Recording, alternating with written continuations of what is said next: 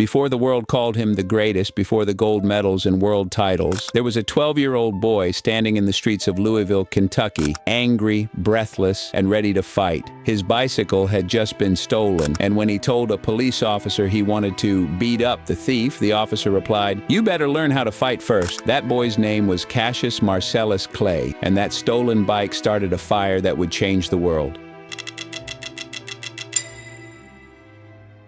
Ali began training with relentless passion. He was fast, disciplined, and obsessed with improving. From the start, he spoke words that shocked people. "I'm the greatest thing that ever lived." People laughed. He hadn't even fought a professional bout yet, but Ali wasn't just talking. He was declaring a vision, manifesting a destiny that would one day become true. By 18, he had won Olympic gold in Rome. By 22, he had stunned the world, defeating Sonny Liston to become the heavyweight champion of the world. But it wasn't just his fists that made him famous. It was his voice, his confidence, his rhythm, his poetry. Float like a butterfly, sting like a bee. His hands can't hit what his eyes can't see.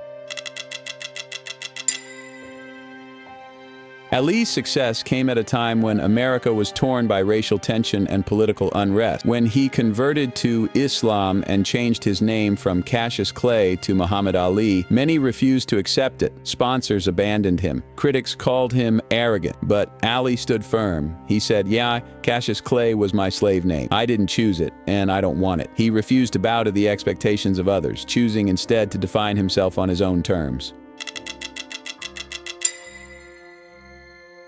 In 1967, Ali made one of the boldest choices in sports history. When drafted to fight in the Vietnam War, he refused. He said, "I ain't got no quarrel with them Viet Cong." That one decision cost him everything. His boxing license was revoked, his title stripped, and he faced a possible 5-year prison sentence. For nearly 4 years, he was banned from the sport that made him famous. Most men would have broken. Ali stood taller. He used his voice for peace and justice, becoming a global symbol of conviction and courage. He said, "He who is not courageous enough to take risks will accomplish nothing in life."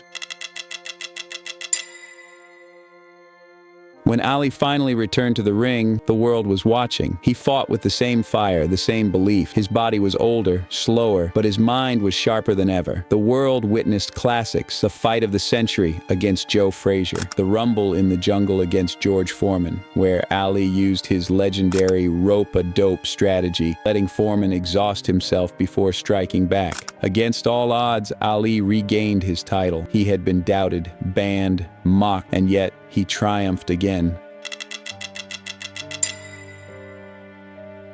When Muhammad Ali said, "I am the greatest," it wasn't arrogance, it was affirmation. He believed in himself before the world did. His words were his armor, his confidence was his fuel. He showed the world that greatness begins long before success. It begins in your mind. Ali once said, "It's the repetition of affirmations that leads to belief. And once that belief becomes a deep conviction, things begin to happen." That's the essence of the Mamba mentality before Kobe, the grind mindset before anyone gave it a name.